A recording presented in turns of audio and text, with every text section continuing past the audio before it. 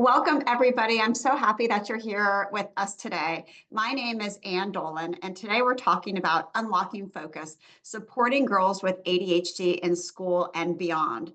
And I have to tell you, this is near and dear to my heart for many reasons. First, for 26 years, my team and I have been helping kids to do better in school, to focus and to sustain their effort to get better grades, and ultimately to develop the skills that will serve them well in life. But also because I was that girl and am that girl with ADHD. I really plodded through school, and my parents didn't really know what was wrong with me. I seemed perfectly smart, but I really struggled with focus. And what started with difficulty in math really bled into other subjects. And before I knew it, by high school, I had a serious problem with motivation. And my parents tried to help, but they didn't understand it at all because they were very, very accomplished people. And they thought that I was just lazy and I didn't care. That wasn't the truth at all. I really wanted to do better. And when it came to college, I finally found my footing because I was able to do something that I love. We all know interest is a great motivator. And I eventually became a teacher and really thrived. And it wasn't until just a couple of years ago that I was diagnosed with ADHD. And it felt so good to get that diagnosis, to know all along that obviously it wasn't in my head, that these things are real. And so I want to shed light on that subject a little bit more today with my guest. Please meet Rachael Moss. Rachael, hello. Hi, Anne. Thanks for having me today. Thank you for being here. Rachael is an executive function coach with me here at Educational Connections. And not only that, does she work daily with kids all day long, but she's also a professional development specialist, and she works on trainings for our executive function coaches and tutors. And prior to that, Rachael was a classroom teacher. She taught at both the high school level and the college level. She has a master's degree in literature and yes, a master's in literature and also another master's in secondary education. So, Rachael, let's turn to our topic. Why do you think we're hearing more about girls with ADHD now that we didn't hear, many years ago? Well, I think that, as educators, we're getting a lot of the educational strategies that we can use in the classroom and also in our coaching sessions at Educational Connections. And what we're seeing is that girls really present differently than boys. So you have this kind of like stereotype of the hyperactive kid with ADHD. They're running as if driven by a motor. And we do see that in boys. We do see that sometimes in girls, but generally we know that with girls, we're dealing with hyperactivity of the mind. And so we're not using even like outdated terms like ADD anymore. We're using ADHD, and we're looking at the way this like mental hyperactivity will affect kids as they learn and as they just move through their daily habits. And I know that there are certain things that we see Yeah. specifically in girls. Can you talk a little bit about that? Yeah, these are things that I see when I work with a young lady who is dealing with ADHD in sessions. I start to see these markers: inattentiveness, self-faulting or internalization, and then a lot of disorganization. And for, folks in our webinar today, you may be looking at these and really thinking about how they apply to your favorite young lady who is dealing with ADHD. I know all these things really apply to me, that's for Yeah, sure. So and let's me. take them one. I Let's said, take and them one. me. Oh, you Yeah. did? Okay. Yeah. We definitely have that in common. And I think that is what makes us so sensitive, Rachel, to this topic and such a soft spot, certainly for girls, but also for boys, that, these things are sometimes our students look like they just don't care, or they're lazy, or they're not motivated towards school, but really that's not the case. And we know certainly that girls do present differently, and there are absolutely strategies that can make life so much easier for them. So let's take the issue of inattentiveness. Yeah, so I really want to share with everybody, stories that are based on students that I work with, because I think that by contextualizing these things with a particular girl, we can really see how this applies to the young lady that we're here to learn about. So I have a student named Lori, and I started working with her about 2 years ago, and inattentiveness was her number one thing. The family shared that this young lady deals with ADHD, and she would describe it as completely zoning out all the time, zoning out in class, zoning out when she was doing things that she really wanted to do, like learning how to drive. And this was something that was affecting everything in her life, academic, at home. And so when we started working together, one of the things that I saw was that this young lady really thrived when she had some organization. So, for example, if she had homework that had her answer very structured questions or follow very structured tasks, that could be done and dusted and sent off to the teacher. So, for inattentiveness, we started to work together on strategies that would give more structure. So, for example, we talked about how to take notes in class and created a structured note-taking guide for her. We used Cornell notes, and then we gave her things that she could do when she started to feel her attention lag. We even had a strategy for her when she noticed that she had zoned out for a minute. The strategy was to maybe raise her hand and say, "Oh, would you go back maybe like 2 sentences and help me because I want to spell a word in my notes," so that she could be proactive and she could self advocate for herself and also use a strategy to help with that inattentiveness. So, this can really present a challenge because even with this student I'm talking about, there could be work that comes up in a class where attentiveness is, a new challenge. This student took a really complex math class that had ungraded homework. All the homework was optional. That was a big bump in the road because why the heck should I pay attention to that, right? So we were able to work together to unlock the strategy in that work in that particular class. She would do the ungraded homework and then her grade shot up. So for this inattentiveness marker that we see, sometimes helping a student see structure and helping the student tap into that can be really effective. I agree with you. And I think, when kids, especially girls are in class, they're never a behavior problem. They're like No. flying under the radar, kind of Yeah. zoning out, but they look like they're paying attention. And I love the idea of that template for taking notes Yeah. because when you're presented with a blank page as somebody with ADHD, you think, oh, I'll be creative. I'll write everything down, but that's not how your brain works. You need that structure. So I love that, Rachel. Yeah. All right, so here's a big one, self-faulting internalization. Tell us about it. Yeah. Yeah, and I saw somebody even in the chat asking, can you share more? So, self-faulting, this is one for me as an educator that's kind of like a dagger to the heart. So, I have a student named Rebecca, and when she and I started working together, I noticed a pattern of negative self-talk. And she will say things like, I'm lazy. Well, I get, I'm just bad at school, or I'm stupid in science. Or she'll say things like, well, if I was one of the smart girls, I would be able to do this.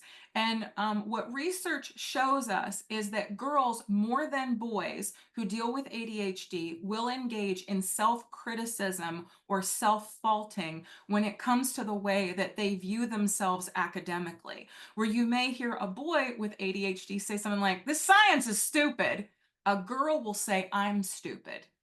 And for us as educators and for family members, this is where we really just want to rush in and say, no, no, no, you're not stupid. You're perfect. You're amazing. But we have to kind of step back and understand why the student is saying these kind of things. And so in my work with Rebecca, I started to lightly challenge the things that she would say. Like if she would say, well, I'm just stupid in science, I would say, okay, you may feel that way, and that's okay. But are you feeling that way because the subject's new? Are you feeling that way because this is really hard? When she would say things about, like, if I was one of the smart girls, I would ask her, "What's your best subject?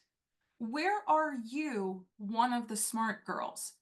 And so we were able to really give her new ways to talk about herself, to like notice those language patterns and to offer alternatives where she's still expressing how she feels, but she's not internalizing it. It's not like you're not stupid.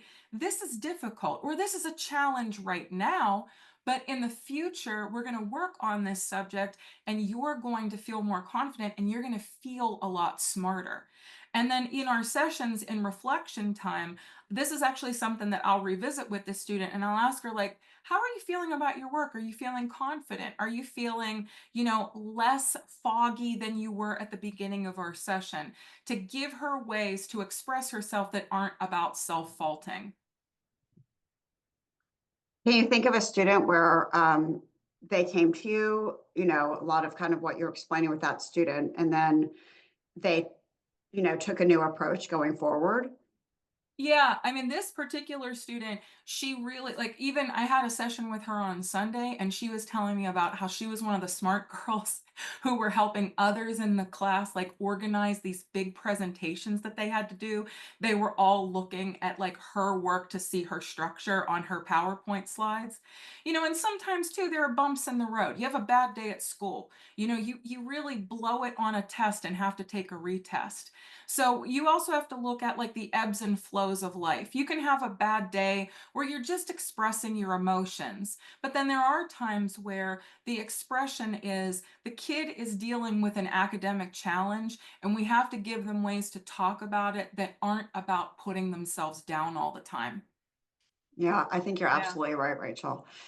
Another one that we don't always think about for girls, but it's just so real, is the issue of organization. Because a lot of times girls seem to be the most organized ones. They like to color code, they like to have neat binders, but that's not always true, especially for girls with ADHD. I know this has plagued me a lot, and I've had to develop compensatory measures over the years, but it never does go away. How do you help girls with this issue? So the real advantage of the work that I do is everything is tailored to each individual girl. So every day when I'm working with students, my sessions with Sally are not the same as my sessions with Susie because these are two individuals. And so a lot of times with organization, we kind of want like a magic bullet. Let me buy this planner, let me buy this app.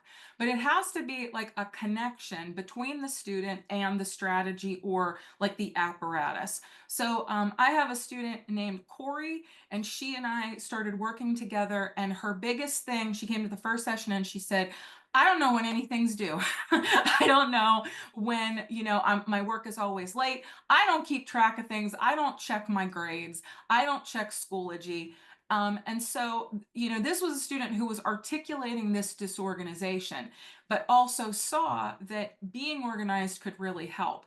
And we used a technique to start that I know, we talk about all the time in our webinars and other things we do. We used habit stacking. So I found out that this student was more into electronic things than paper and pencil type things. So we set up some things on her computer and we created a habit stack. When are you at your computer? She would always go to her computer to play video games. Okay, so before you turn on that game, you're going to check your email. You're going to check your Schoology. You're going to make sure that you have your things done. We worked on that together in a session. We gave a simple goal of let's do this 2 times a week and check back in. I have been working with this student for 2 years, and when our sessions start now, Anne, she has an agenda. Like I come in like the secretary to the CEO, like I just have my little pen and paper and I'm writing down everything Corey wants to do. She's making weekend plans. She's organizing like the group chat, like what they're going to do. So the small strategies that we started, simply figuring out how does the student connect with something that would make them more organized? How can we add a small thing into a normal routine that she has in her day? That unlocked this great skill set for her where she is keeping everything so organized now. And with other students, every single student that I work with ADHD, we do have organization challenges, and it has ups and downs. Sometimes like you try something that works for one kid and it doesn't work. So then you evaluate, why didn't it work? What did she not connect with? And you try something else until you find that perfect combination of strategies that works with that particular kid. Yeah, you're absolutely right. It's so individualized for Yeah. sure. All right, so tell us a little bit about the model you use and why this works with kids. Oh, so our four-step model, every single session with students has four parts that we consistently do in every single session. So the first thing that we do is as soon as the session starts, we check in, we look at the progress. How did it go last week with the priorities that we set? What do we need to, do this week? We figure out what's due, we prioritize work, we put things on the kids' calendar. And so we look at all of their work. So, for example, for my high school age students, okay, when's your math homework due? Um, what's the next step on that science fair project? When I'm working with girls who are at the college level, okay, so we have some discussion board posts for your art history class, and then that lab notebook for your chem class is due at the end of the semester, but there are some check-ins that you can do. So we're looking at all of the work and figuring out when it's due and what the priority is. We then work together to tackle the most worrisome assignments. And worrisome can be how the student feels about the work. Oh God, I don't want to work on that one. I would rather just hot wax my head, than work on that A push work. Or it could be worrisome where I don't understand these directions from my teacher. Can we work together to chunk it, to break it down, to make a plan for me? And then we also work on tackling obstacles. Now, obstacles can be areas of misconception, but for so many kids, it's things like, okay, is it realistic for you to say that you're going to work on a project for 3 hours after you've been running track all morning? You know? So, looking at their whole schedule, their entire life, and making sure that their academics really fit in. And that's where that tailoring process, and that you were talking about just a few minutes ago, it really shines because every single session that we do, and I'm not just talking about me, I work with all of the other coaches. One of my roles is to be a coach mentor. Every single educational connections coach, tutor works using this method so that all of our sessions are tailored to every kid we work with. Thank you for that, Rachel. Yeah. And sometimes kids don't need executive functioning help. Sometimes it is more of a subject area. They might need a math tutor, or they could need subject help, and we're happy to help them with that as well. Sometimes people say, can you do calculus and executive function coaching? Yeah. It's probably not the same person, but yes, we can absolutely help with those things. And we often will help parents tease that out, what is causing difficulty in your child's life. But these are the programs that we offer: subject tutoring, executive function coaching, which Rachel has talked a lot about today, test preparation, and college consulting. So if we can help your daughter, we would love to be of assistance. And you can go to our website, which is ectutoring.com. You can schedule a call with us, with Jennifer, Kathy, or Ann Stewart. All of them are experts in this area, and they're happy to talk to you about your daughter, what's going on, and see if what we offer, kind of the things that Rachel has talked about, are a good fit for your family. All right, Rachel, we have about 10 minutes left, which is really great timing because I see a bunch of questions in the Q&A. And Melissa, I'm wondering if you could come on board and read some of the questions. Charlene says she has a 7th grader and she lives in Massachusetts. So she's asking about strategies for standardized testing because she says her daughter gets hyper focused on a single question and doesn't finish. And then another parent asked also about standard. Oh, it's the same. It's also Charlene. All right. So focus is a big problem here. So this is something that I do see a lot in sessions, girls and boys that deal with ADHD that will express this. So the first question that I always ask for, context for those kids is, do you have access to extra time? What sort of test taking strategies are available to you. So for example, in school, sometimes students can have a test proctored for them where they're able to talk through answers. Sometimes students do need additional time. There are also some great strategies that students can use to help them focus on the questions themselves. So one that I always try first with students is to break the test down, not so much how the teacher has it written, but in the student's own hierarchy of easy to hard, where they go through and they mark the questions that are the hard ones. I call them the Godzilla questions. The Godzilla ones you want to you want to tackle last.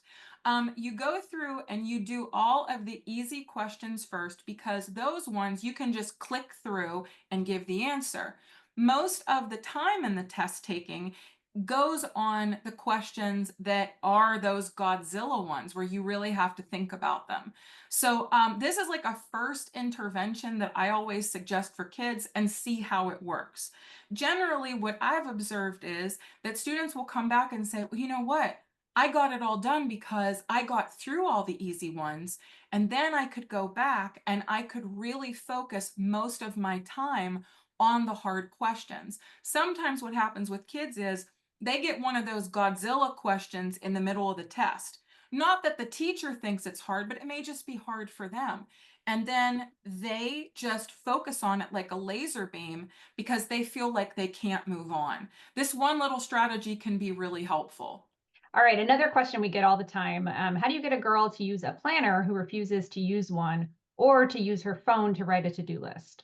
So in my sessions with girls, this is okay. So sometimes I observe that the way school is set up nowadays is different than how it was when I was in school. So for example, I mean, my planner, which is right here on my desk, was glued to me when I was in high school, because there was no other way for me to get information. Nowadays, their entire planner is online. And this is not only for my high school students, but also for my college students. Sometimes kids will express a feeling that they are doing busy work because everything is there for them. And I have to say, I wasn't a believer in this until so many students showed me that when they're given an assignment, there's a checklist, there's a thing that tells you when it's due. It's already put on a calendar for you. They have a Google Calendar. They can set up alerts. A lot of the things that we do as adults, we think they are the best ways for kids to be organized. But sometimes we have to educate ourselves in the ways that kids are already organized and help them to use those things that they already have access to. When I've opened myself up to that as an educator, what I've learned is that I can help a kid use the tools they already have more effectively, work smarter and not harder, rather than add something on that they are viewing as additional work. Now, there may be a reason why a kid, like, I just talked about a kid that didn't want to check her email, you know? So it's like you're given everything, but you're not checking it. It may be a process of working that in as a habit rather than introducing a brand new habit. Great. And Julie is asking about a classroom issue. She says her daughter needs complete silence when doing work at school. The teacher will often have side conversations, or students will do things, for example, like tapping on their desk, and this prevents her from concentrating. So do you have any strategies to help her focus better in class?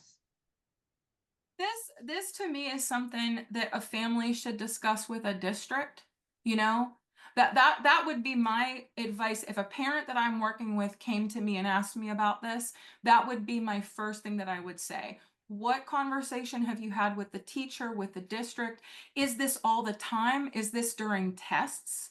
Is this during maybe times when kids are working and collaborating? Our work preferences, though, are so important to us. I mean, and there are times where I need complete silence and times where noise doesn't bother me. But a classroom environment is always going to be an environment where there is, a lot of noise. But in a school, there are always ways to adjust. So, for example, in my own classroom, I had students that would take tests down to the library. They needed complete silence. Great, we have a way to help with that. I had students that needed to have like background noise because too much silence would make them nervous. And we had different rooms in our school where we would have like a white noise machine or like low music playing. There are always ways to adjust to a student's work preferences. Another parent's asking how to talk to her 15-year-old daughter about learning difficulties and focusing and finding motivation to want to learn. So how can parents have these difficult conversations? I think one of the great ways to have conversations with young people is to show them where they have areas of strength and how they can apply things to areas where they still need to grow. So I mentioned before a student that was, saying she wasn't one of the smart girls, that she was stupid in a subject. One of the ways that I challenge that self-talk, for example, is that this student is a brilliant musician and can speak several languages.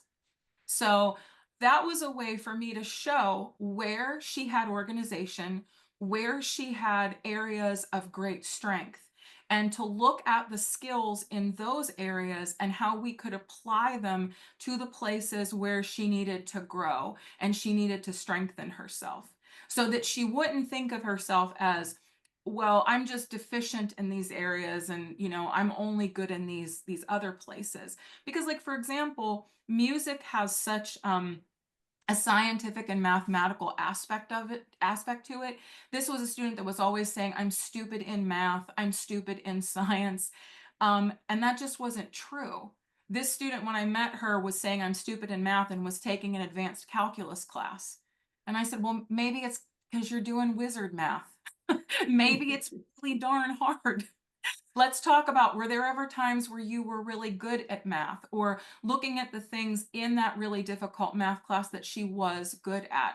Anywhere where you can show a student where they have strength so that you can draw that out of them and apply it to other areas, that can be really beneficial. Okay, I think we have time for one more, and I'm choosing one that might apply to the most people. So Nancy is asking how she can help her daughter prioritize deadlines and avoid procrastination.